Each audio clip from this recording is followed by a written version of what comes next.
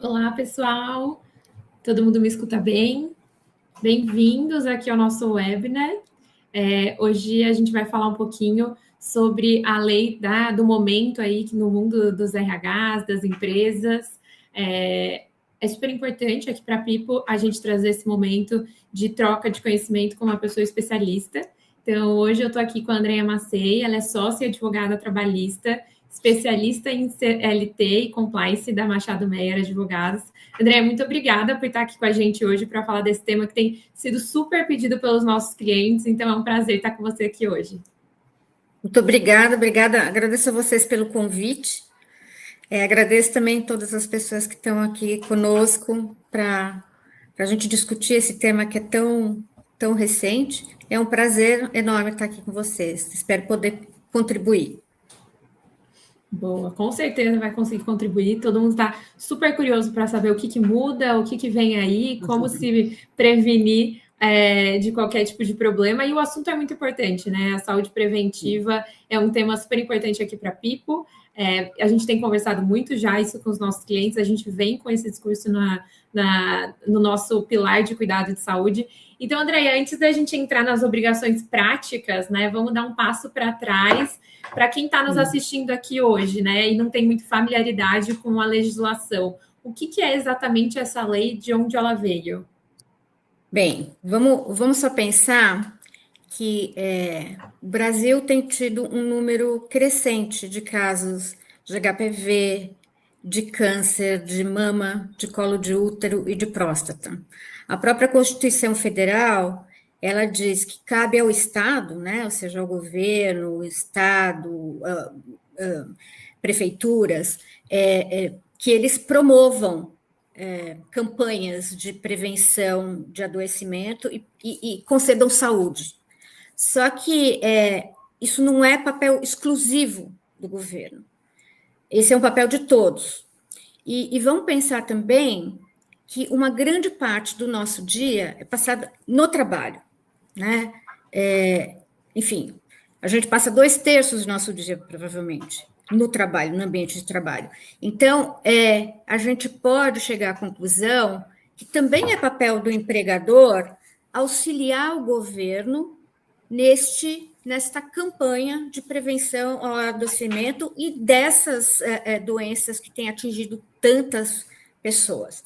Então, o que esta lei faz, ela obriga, de uma forma muito expressa, a empresa a ser uma parceira do Estado na promoção da saúde das pessoas. Não só a saúde do trabalho, mas a saúde em termo mais amplo, principalmente no que diz respeito à vacinação, câncer, alguns tipos de câncer e HPV. Então, a lei trouxe isso.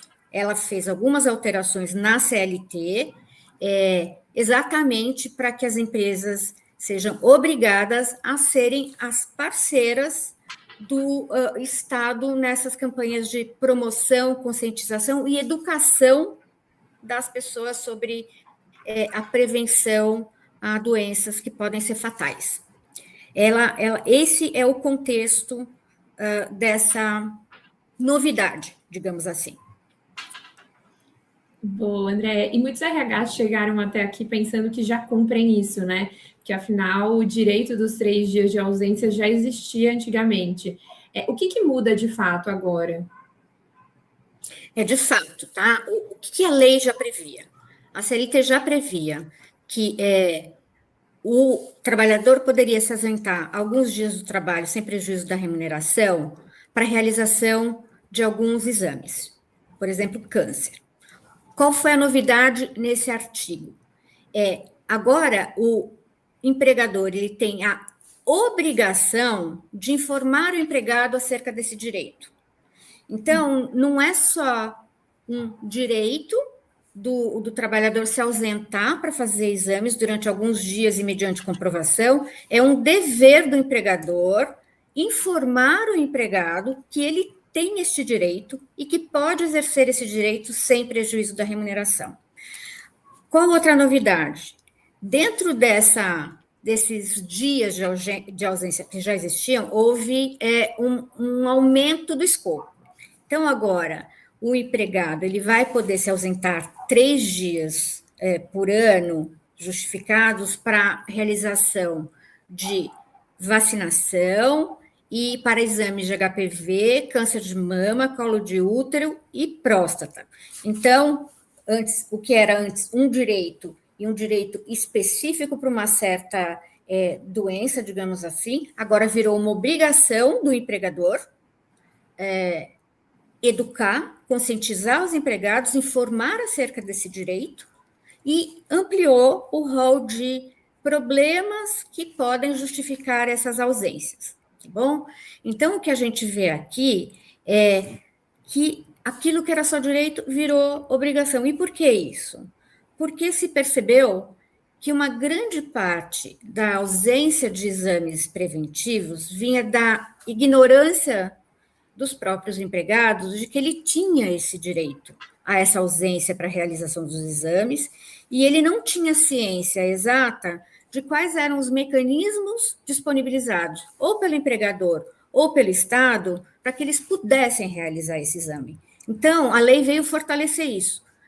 Empresa, você não só é obrigada a dar este direito, você é obrigada a informar que o empregado tem esse direito e conscientizar o empregado a respeito da importância efetiva de fazer esses exames preventivos. É isso que mudou. Maravilha, André. Acho que aqui a gente está falando muito de comunicação, né? Então, acho que é o ponto central dessa mudança. E existe algum formato que é exigido na lei de como que essa comunicação deve ser feita? Não existe um formato.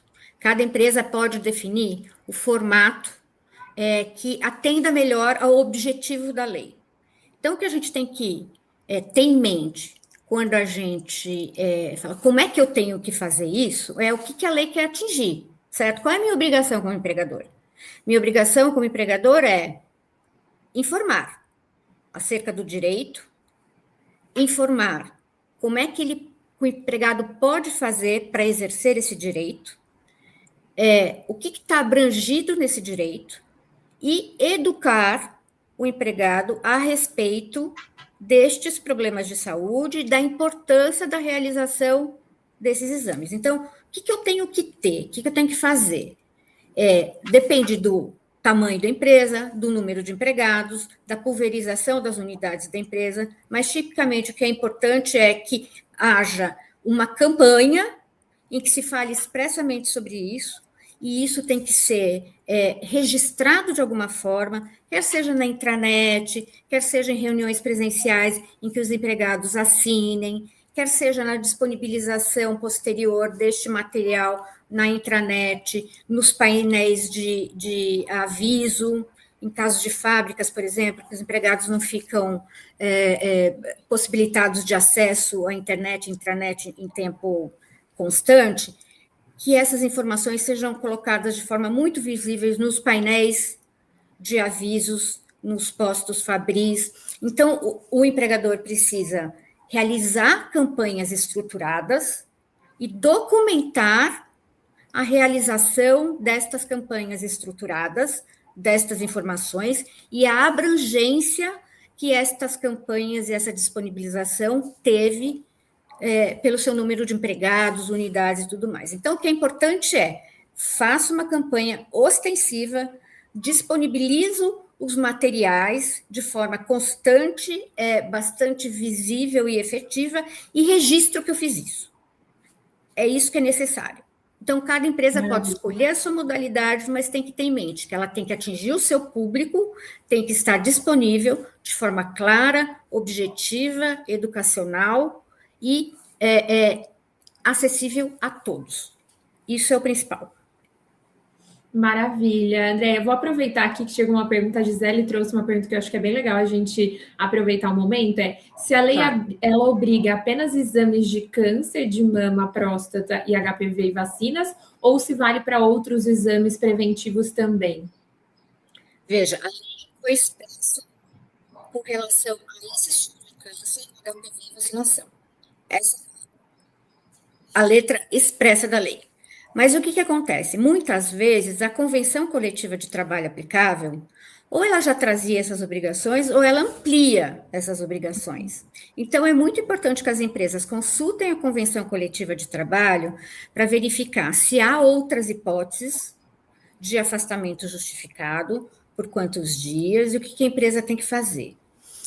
Agora, a empresa tem obrigação, porque a gente tem, né, essas campanhas do governo, a gente não tem só desses tipos de câncer, a gente tem lá fevereiro laranja, março lilás, julho amarelo, enfim, uma infinidade de campanhas do governo sobre vários tipos de câncer que não estão aqui abrangidos na lei, mas que afetam as pessoas de forma geral. O que eu acho que a empresa, para tomar esta decisão, o que a empresa tem que levar em consideração? Qual é meu prejuízo? Vamos pensar do ponto de vista prático. O afastamento do empregado por questões dessas doenças que podem ser letais se elas não forem verificadas a tempo, como todos os tipos de câncer, ela afeta só o trabalhador? Ela afeta só o governo? Não, ela me afeta como empregador, porque eu tenho absenteísmo, eu tenho maior uso do meu plano de saúde, o que gera, né, uma sinistralidade aumentada e aí dificuldade de negociar no novo ano. Tem uma série de prejuízos para o empregador quando o empregado adoece. Então, por que não incluir nesses treinamentos, nesta conscientização, outras modalidades de câncer e de doença que, se detectadas preventivamente, podem salvar a vida deles e garantir um ambiente de trabalho com menos absenteísmo, por exemplo, menos afastamentos. Claro, vai depender da empresa. A empresa é obrigada a dar dias adicionais, sem prejuízo da remuneração, para esses outros exames? Não, ela não é obrigada, a não ser que a convenção coletiva preveja. Isso vai depender de política, né? Mas ela pode falar, olha, nosso plano de saúde, as unidades funcionam também aos sábados, domingos, feriados. Né? Vocês têm que se prevenir, não só com relação a isso, se previnam mais amplamente. O nosso convênio aceita, né, fazer esses exames em tais unidades, no sábado, no domingo. Exato. Né? Falar de exames preventivos, de um modo geral, é super importante, né? A gente está falando de saúde das pessoas e saúde financeira também da empresa. Exato, porque isso afeta a empresa, em última instância. Perfeito. Não, maravilha. E mais para frente vou falar um pouquinho da Pipo e conto também como que a gente ajuda as nossas empresas nesse discurso da saúde preventiva o ano todo. Mas falando um pouquinho aqui sobre quais são as empresas que precisam se preocupar com isso, né? Existe alguma distinção por porte de empresa, setor, ou essa lei ela abarca todo tipo de empresa? Todo tipo de empresa. Tem empresa, tenho trabalhador na minha empresa, eu preciso cumprir essa norma, tá? Porque as questões, vamos lembrar, as questões de segurança e medicina do trabalho, elas são importantíssimas e elas afetam todas as empresas. Claro que tem algumas empresas que, pela sua atividade, elas têm algumas cautelas adicionais. Mas isso que está na CLT, esta nova medida, ela atinge toda e qualquer empresa. Se eu tiver 1 empregado, se eu tiver 1.000 empregados, se eu tiver 50.000 empregados. Maravilha. E como que as empresas elas podem saber se serão fiscalizadas? A empresa recebe algum aviso ou ela pega de surpresa em relação a esse tema? Em regra, toda empresa pode ser fiscalizada a qualquer momento. Em regra, toda empresa deveria ser fiscalizada uma vez por ano, né? Pelos fiscais do Ministério do Trabalho, mas óbvio que isso é inviável para o Ministério do Trabalho fazer. Então, elas podem ser fiscalizadas ou porque houve alguma denúncia, ou porque é uma rotina. O Ministério do Trabalho, vou focar agora em determinada indústria, eu vou focar em determinado setor, eu vou focar em determinada geografia, a gente não consegue saber, tá? E o efeito surpresa é exatamente o que o Ministério do Trabalho quer. Ele quer chegar e verificar se está tudo em ordem, né? Então, não tem como a gente saber, tá? Maravilha. Pode chegar a qualquer momento. Exato. E a lei ela já entrou em vigor, né? Saiu a notícia já com a lei em vigor, e dessa vez as empresas não vão ter tempo para se adequar, como aconteceu, por exemplo, com a NR1, que a gente teve o tempo ali para se preparar. O que acontece com a empresa que não se adequar e botar essas diretrizes em prática? Como isso tudo que a gente conversou passou a ser uma obrigação, e as obrigações das empresas, principalmente no que diz respeito a questões de segurança e medicina do trabalho, são muito fiscalizadas e muito importantes, há sim alguns riscos e prejuízos bastante consideráveis para as empresas. Primeiro, numa fiscalização, se isso é detectado, né, esse não cumprimento, a empresa pode ser autuada. As autuações são aquelas constantes na CLT e conforme as políticas internas do Ministério do Trabalho. Então, essas multas, elas giram em torno entre mais ou menos R$ 470, podem ir até quase R$ 5.000, tá? Na primeira visita. Se a empresa insiste em não cumprir, essas penas, essas multas são aplicadas de forma dobrada. Além disso, o que pode acontecer? Se esse descumprimento for denunciado ao Ministério Público do Trabalho, por exemplo, o Ministério Público do Trabalho pode abrir um inquérito civil para verificar se a empresa está em conformidade ou não. Se não tiver em conformidade, pode tentar forçar a empresa a assinar um termo de ajustamento de conduta e aplicação de uma pena por dano moral coletivo. A empresa fica sujeita a ações civis públicas pelo Ministério Público do Trabalho, a ações coletivas pelo sindicato, né? Tudo isso para obrigar a empresa a cumprir, acrescido de penalidades, indenizações, porque houve uma lesão potencial ao grupo todo de trabalhadores. Então, pode ficar bem caro. Exatamente, né? Acho que é isso que é a grande preocupação de todo mundo. E eu vou aproveitar para abrir um parênteses importante aqui, porque muito do que você está falando, Andréia, é como as campanhas, materiais, orientação de acesso a exames, não precisa cair no colo do RH, né? A gente já sabe que os RH têm coisa demais para tocar no dia a dia, e isso é um tema muito importante que tem um risco financeiro alto para as empresas.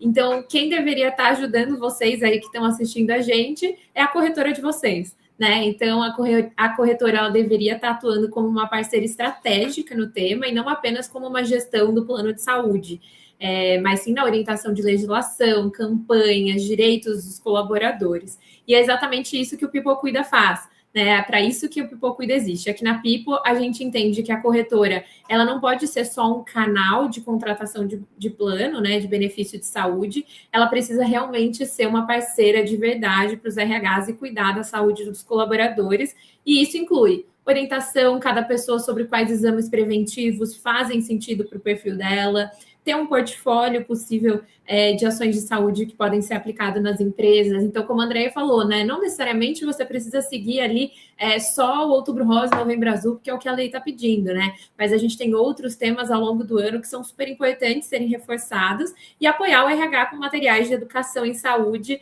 e informações sobre vacinação, até mesmo acompanhar aí a contratação de uma campanha de vacinação em company na empresa, né? Então, se sua corretora não está te apoiando nisso, vale repensar se ela é realmente a melhor parceira para vocês. Uma boa corretora não te deixa descoberto quando a legislação muda, e a gente sabe que isso acontece. Já é a segunda vez que a gente está aqui falando um pouquinho sobre mudança de legislação quando o assunto é saúde, né? Mas bora lá. Andréia, para o RH que está assistindo a gente, não começou a se preparar, por onde ir primeiro? Tá, vamos lá. Embora isso agora seja uma obrigação, vamos pensar que acho que uma boa parte das empresas já tinha, né, por melhores práticas, algum tipo de divulgação e conscientização dos seus empregados a respeito de algumas iniciativas, né? Tipo, realmente essas de câncer de mama, câncer de próstata. Então, muitas empresas já tinham isso, mas de uma forma melhores práticas, né? Prática de RH, melhores práticas, eu vou fazer uma campanha aqui, uma campanha ali. Então, para essas empresas que já tinham isso com melhores práticas, é muito fácil, né? Tese é muito fácil. Ah, preciso gastar muito dinheiro? Não precisa gastar muito dinheiro. que você precisa é registrar as suas ações, né? Ter ações mais constantes, disponibilizar materiais a respeito dessas campanhas, desses treinamentos. É preciso realizar treinamentos para as pessoas a respeito disso, para que elas se certifiquem dos seus direitos e da importância dos exames, e como fazer, onde fazer, quando fazer, né? Então, uma grande parte das empresas já tinha mais ou menos isso comum. Agora, o que ela vai ter que fazer é ter que se organizar, estruturar campanhas. Então, o que eu vou ter que fazer? Eu sei mais ou menos quando são as campanhas de vacinação, quando são as campanhas desse tipo de câncer, de HPV. Organizo no meu cronograma anual esses treinamentos, ou campanhas, ou vídeos institucionais.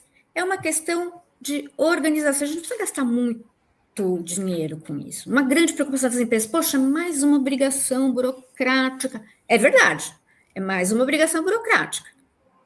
É mais algo que tem que entrar no seu cronograma oficial anual. Mas não é algo que vai requerer muito investimento das empresas. Então, é importante. Sei mais ou menos quais são o cronograma do governo, me compatibilizo com esse cronograma e planejo o meu plano de ação e como eu vou registrar a execução do meu plano de ação. Não é nada assim tão complicado. Para as empresas menores, talvez isso traga algum nível maior de dificuldade, porque ainda não estão tão estruturadas, talvez. Mas, ao mesmo tempo, são empresas que têm um número menor de empregados, é mais fácil você atingir este público do que uma empresa que é gigante, que tem unidades espalhadas para tudo quanto é lado, empresas que estão em home office o tempo todo, então tem empregados espalhados em tudo quanto é lugar do Brasil, você nem sabe onde, né? Mas é principalmente uma questão de organização e não de investimento. E é uma forma de não ter que ter um gasto no futuro com não cumprimento, né?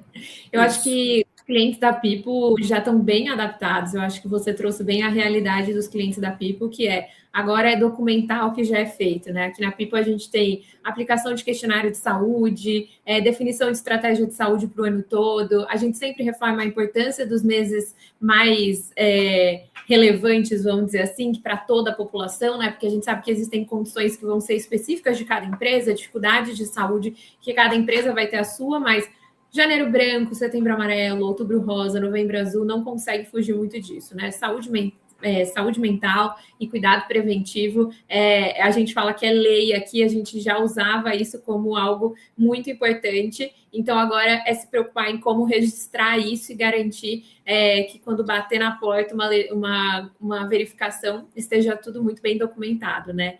E apesar da lei ser nova, você já tem visto erros comuns que as empresas cometem ao tentar se adequar? Sim, olha, eu acho que antes de qualquer coisa, o principal erro, eu acho, das empresas é achar que isso é mais uma chatice e que isso não vai beneficiar a empresa. Então, eu acho que o primeiro erro é quando a gestão, a liderança não entende que este tipo de iniciativa beneficia ela própria. Pode beneficiar. Então, focar, mais 3 dias que o cara vai ficar, tem um monte de feriado, tenho férias, tenho isso, e ainda vou ter que dar 3 dias para o cara poder fazer exame. Primeiro, a realização do exame tem que ser comprovada. Então, não basta o cara falar, não, eu vou fazer exame de câncer de próstata. Não, você tem que comprovar que você foi lá e fez. Tá? Então, além desse erro conceitual, de que não vai me beneficiar como empregador, só vai me atrapalhar, há outros erros. O que a gente vê muito, por exemplo, as empresas não registrarem, fazerem essas campanhas, mas não terem registro nenhum de que as campanhas foram feitas. Não reforçar estas campanhas e, portanto, tem uma ação lá, daí vai uma testemunha e fala assim, o senhor sabia que tem lá na empresa que o senhor pode folgar para fazer exame? Ai, não sabia não, excelência. O senhor sabia que lá na empresa tem um setor de medicina que o senhor pode consultar, ou no setor de RH o senhor pode saber onde o senhor pode fazer exame? Não sabia, não. Então, fazer e não registrar é um erro. A gente tem que registrar. O outro erro que a gente vê, principalmente em empresas multinacionais. Empresas multinacionais é muito comum que existam políticas que são aplicadas globalmente. E essas políticas nem sempre são tropicalizadas para a lei brasileira. Muitas vezes a gente sabe que o RH jurídico no Brasil tem dificuldade de alterar algumas questões de política. E lá pode ter limitação do número de dias de falta para fazer exames, tempo para apresentação de atestado, tempo de antecedência que o empregado tem que avisar para poder fazer algum exame. Então, tem algumas regras que no Brasil não colam, e que se a empresa cumpre daquela forma, ela pode estar sujeita a penalidades aqui no Brasil. Então, a falta de registro das iniciativas, ou principalmente a falta das iniciativas, a não observância, né, não compreensão da relevância do tema pela administração da empresa e a falta de tropicalização de políticas globais que podem não estar adequadas às previsões da lei brasileira. Esses são os principais erros que a gente vê já acontecendo. Maravilha. Não, ficou super claro. Estou vendo aqui que o pessoal está bem animado com as perguntas, então acho que a gente pode começar a aproveitar e trazer algumas perguntas aqui, que eu acho que deu para a gente esclarecer bem, de modo geral, aí o que muda, por onde começar e como não cometer esses erros também, né? Chegou uma pergunta aqui para a gente, que é se o atestado vale para o dia todo ou apenas para o horário da realização do exame? A Thaís fez essa pergunta aqui. Veja, no que diz respeito a esses exames que estão previstos na lei que a gente está discutindo, que a lei diz 3 dias por ano. Então, se ele for de manhã realizar, ele pode abonar o dia? Pode abonar o dia, tá? Alguns outros exames, por exemplo, que não esses previstos na lei, a empresa precisa abonar de novo. Tem que olhar a convenção coletiva, tem que olhar política interna, e aí o que vale é o horário, né? Então, para os atestados, vale horário. O que a Justiça do Trabalho tem interpretado a respeito disso, tá? Quando a empresa não abona o dia todo? Qual que é a preocupação do judiciário? Muitos empregados, eles recorrem ao SUS, por exemplo. Alguém já foi no SUS? Viu como que funciona o SUS?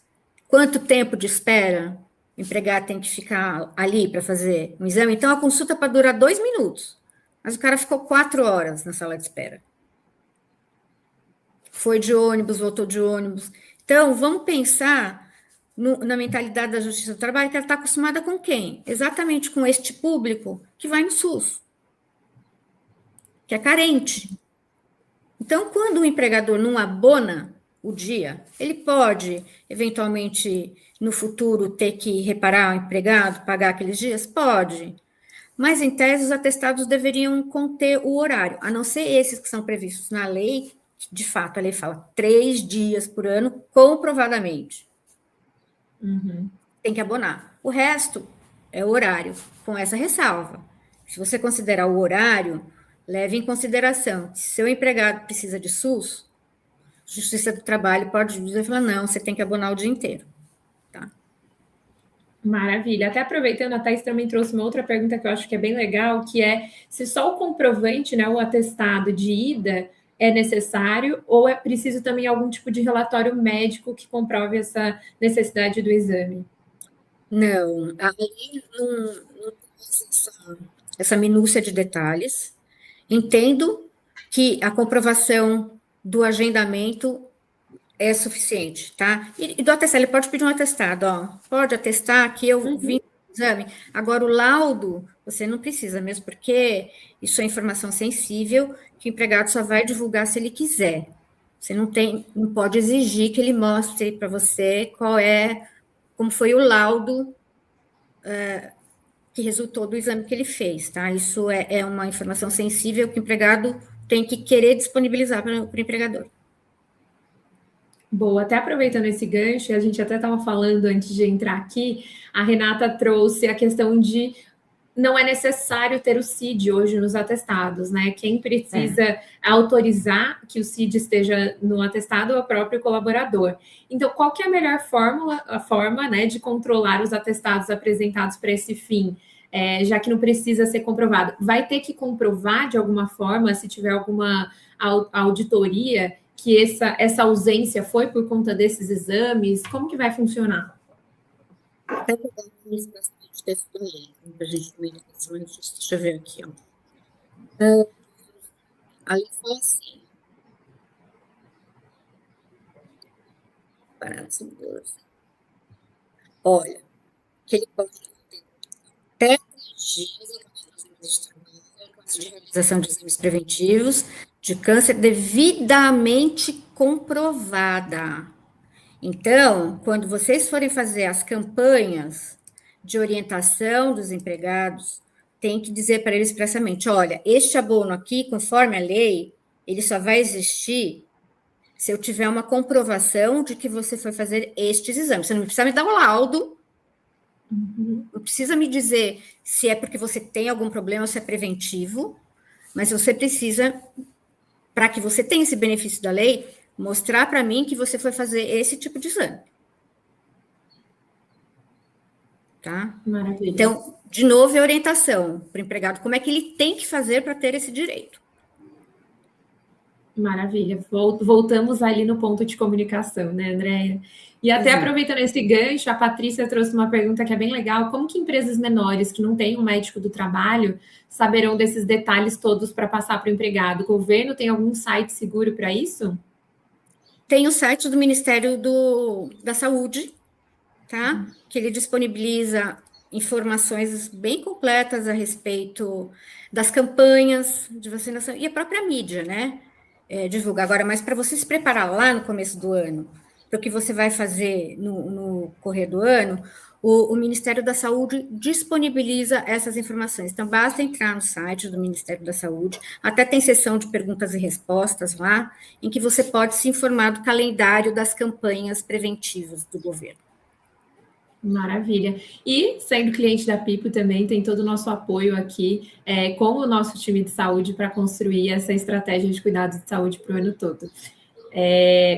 Vamos lá, deixa eu ver se tem mais alguma pergunta aqui. A Renata trouxe uma pergunta para a Pipo, né? A Pipo vai atuar participando de eventos nas empresas? Podemos contar com profissionais para fazer esse tipo de apresentação a nossos colaboradores? E também ela trouxe uma outra pergunta junto, que é, pelos relatórios da Pipo, conseguimos ter dados de forma ampla de colaboradores que estão fazendo os exames preventivos através do plano? Sim, Renata, acho que hoje a gente já tem, né, um foco muito grande, né, nessa parte de exames preventivos, de cuidado de saúde preventiva. A gente já conta com o nosso próprio check-up, então, independente do plano que o colaborador tem, ele tem direito ao check-up da Pipo, e dentro desse check-up da Pipo, a gente já direciona esses exames preventivos obrigatórios que o Ministério da Saúde está trazendo.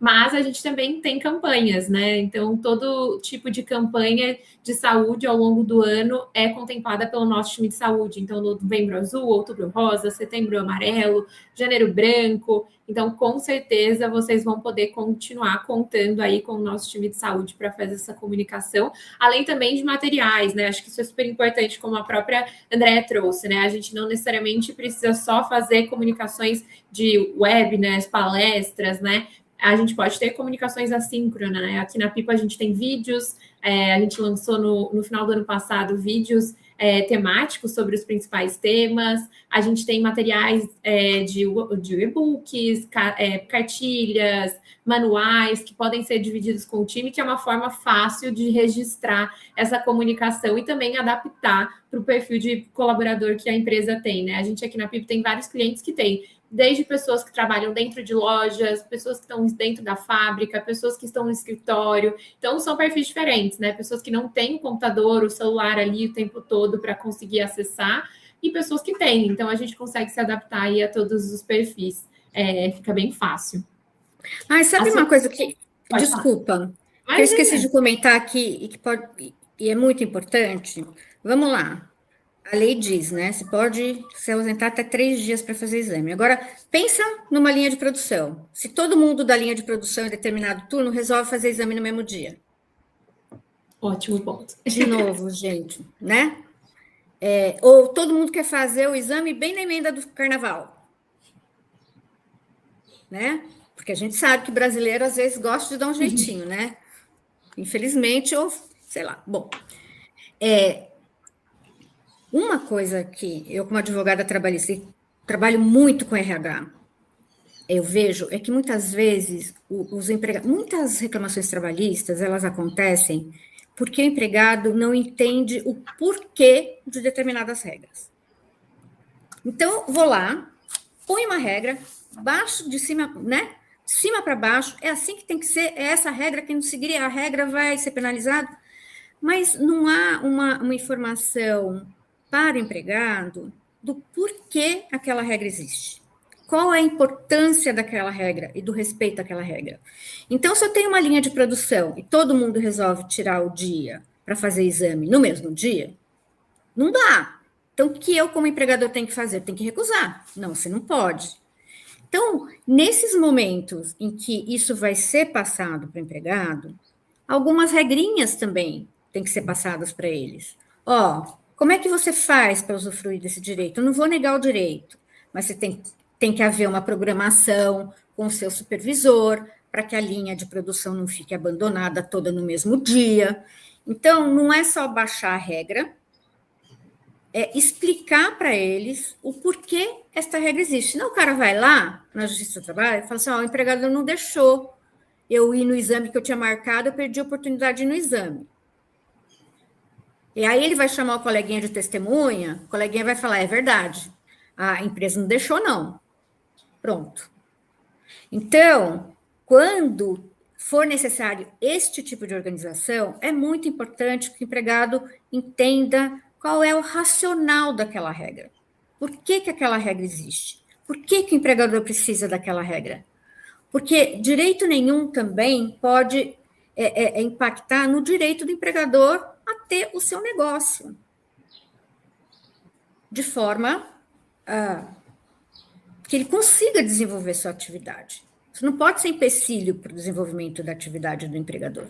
Então, essa organização é necessária, mas o trabalhador tem que ser informado por que essa regra existe. É uma dica que eu sempre dou e que costuma resolver muito perrengue. Dica de ouro, hein? Essa foi boa. Tem algumas perguntas aqui que eu acho que a gente acabou já respondendo um pouquinho, né, sobre a necessidade de comprovação, que isso está na lei, então, apesar de não ser obrigatória a colocação do CID, é importante que seja comprovado, né, que foi feito os exames que estão dispostos hoje na lei. E aí tem a Drica perguntou aqui se o colaborador não quiser usufruir o dia todo, precisa ter algo que comprove que foi opção dele? Seria bom. Mas veja, a lei fala até 3 dias. Pode ser menos. Né? Então, em tese, desde que você respeite o direito dele de fazer o exame, em tese não há obstáculo nenhum dele voltar a trabalhar. Tá? Como é que você vai pedir comprovação? Ó, comprova para mim que você quis voltar de livre e espontânea vontade. Sabe quando o judiciário vai acreditar nessa declaração livre e espontânea vontade? Jamais, né? Não vai. É um tema delicado? Mas se ele espontaneamente voltar, sem que haja uma política obrigando ele a voltar, sem que o supervisor fique na orelha dele, ó, vai lá, mas volta rápido. Então, gente, é assim, é o comportamento que garante contrato, não o contrato que garante comportamento. Não é verdade? Então, você pode ter uma regra linda na sua política. Se o supervisor faz diferente, né? Se você, como empregador, não exige, mas vai lá o seu supervisor e fica na orelha do cara, ó, vai uma volta. Aí, por que você ficou o dia inteiro fora se o exame demora meia hora? Estraga. Por isso que é importante também que os gestores tenham noção do direito que os subordinados deles têm. Se o cara quer voltar antes, sem que haja imposição, sem que haja política, sem que haja pressão, não vejo problema. O problema surge quando, apesar do direito, a gente vê alguns níveis de supervisão agindo de forma contrária ao direito e à política, tá? É aí que o problema surge. Maravilha. A Mônica trouxe uma dúvida aqui, se as empresas elas podem criar as próprias comunicações, os próprios cartazes para reforçar o calendário colorido, ou só deveria usar o do Ministério da Saúde? Ela pode ter o próprio calendário, não tem né? Nada impede. Só garantir que isso esteja lá, né? Exatamente. Maravilha.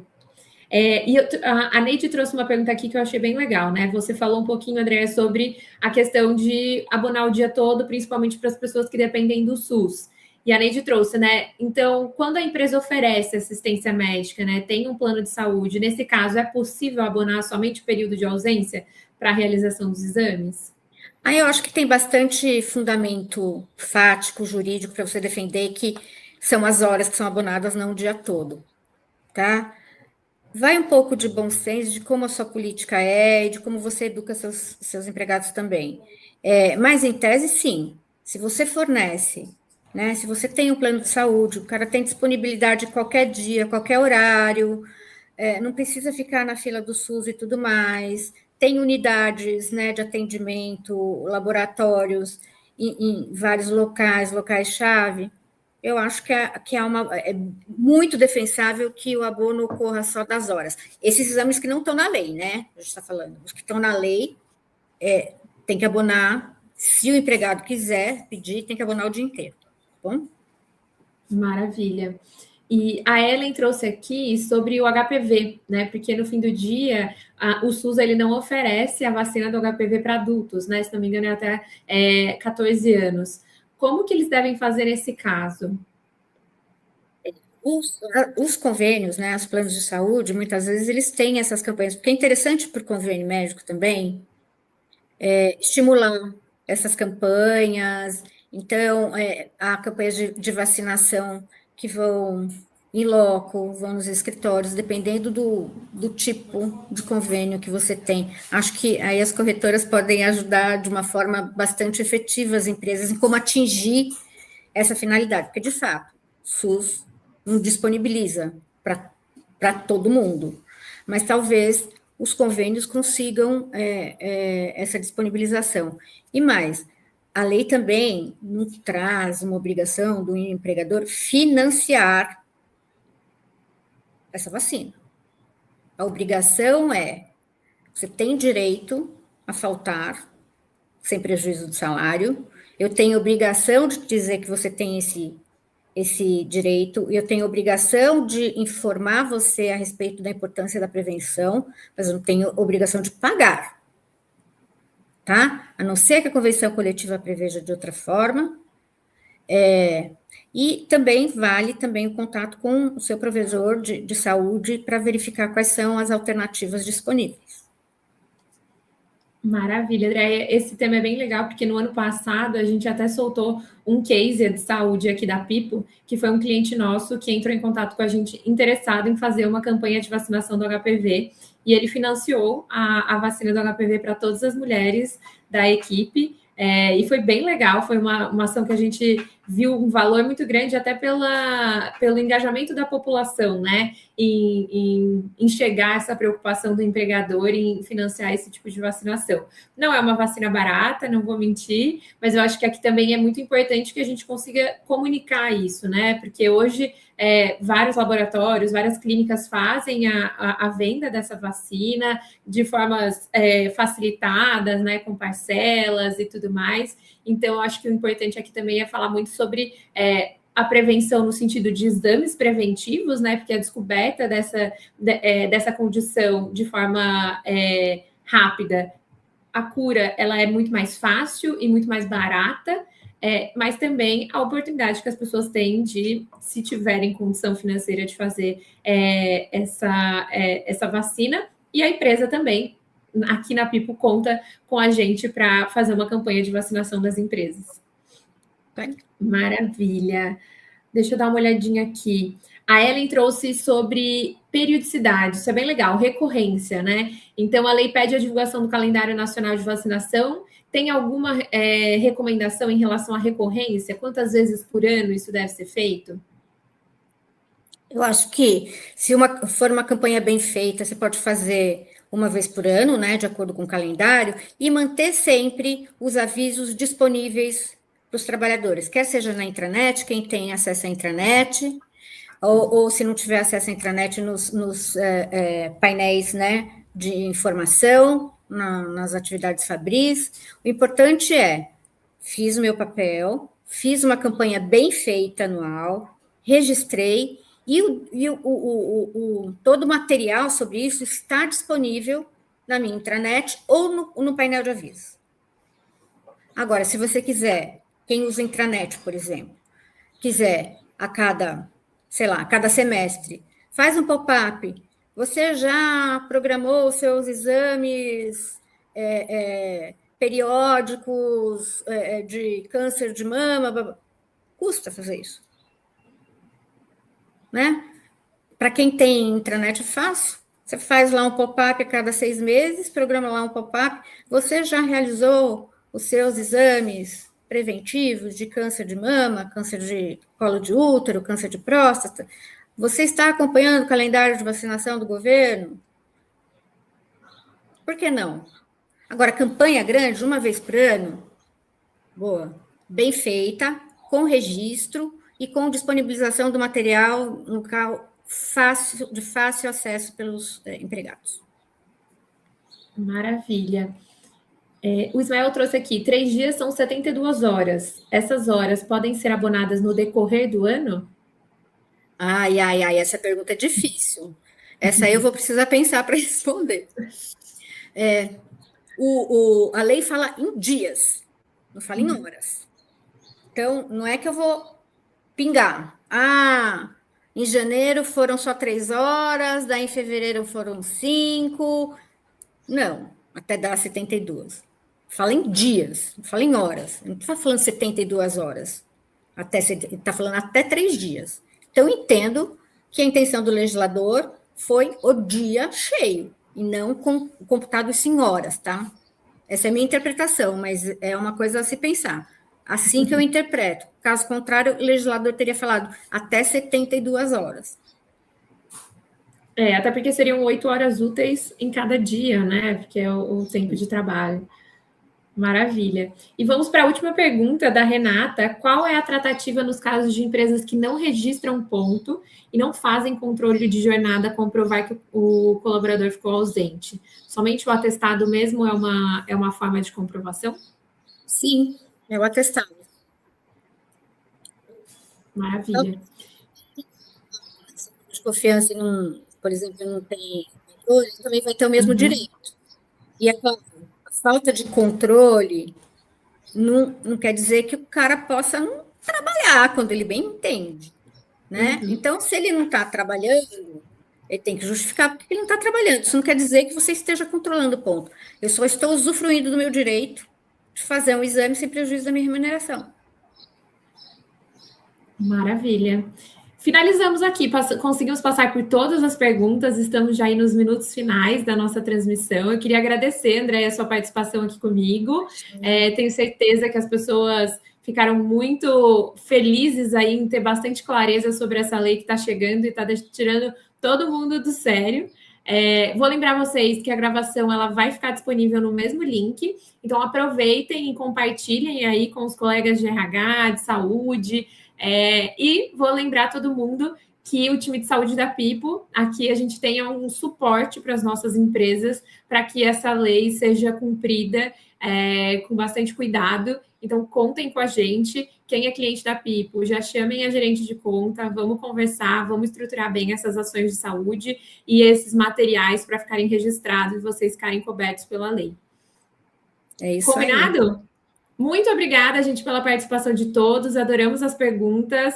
Contem com a gente aí nesse novo desafio do mundo de RHs. E, Andréia, mais uma vez, muito obrigada pela participação de dividir esse momento comigo. Imagina, foi um prazer. É um tema super importante para todo mundo, como ser humano, inclusive. né? Não só como trabalhador, como empregador, um ser humano, uma coisa importante. Espero ter conseguido colaborar. Qualquer coisa que vocês precisem também, fico à disposição para ajudar, do ponto de vista jurídico. Com certeza. Muito obrigada, viu, Andréia? Muito obrigada, Gente, pessoal. um abraço Até a para todos. próxima. Bom dia. Tchau, tchau.